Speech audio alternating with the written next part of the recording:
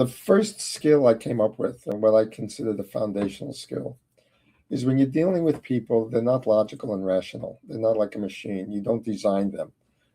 Believe me, I tried with previous marriages, being a being a systems engineer.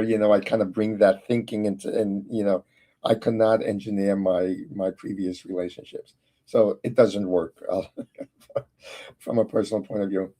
And what I realized is in relationships, we got to be able to interact from a different place than just our rational mind. We got to have, and you hear it today. You want leaders who are authentic, who are vulnerable, etc., etc. Those are very hard states to be in.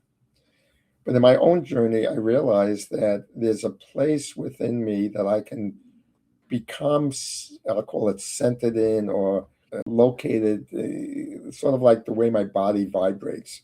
And I call that the heart center. And as you said, the heart center is a place of wisdom.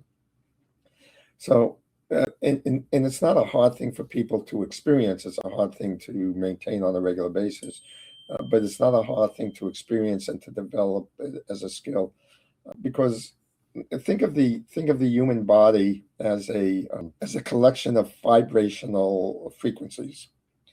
And there's been some work done. I think one of the people that did this really well in the early days was David Hawkins in his book Power versus Force. We talked about what we call emotions are really vibrational frequencies of the body. So I took that notion and some of my other experiences and said, well, if I can choose the frequency my body vibrates at, that would put me in a state to be at a different level of experiencing the world around me. If I'm experiencing the world through anger, or if I'm experiencing it through anxiety, my body and my mind are going to respond a certain way. If I experience it through calm, through peace, through acceptance of what is, I'll be able to deal with life very differently. So what I wanted to be able to teach leaders is how to get into that state, and that's what we call heart centering.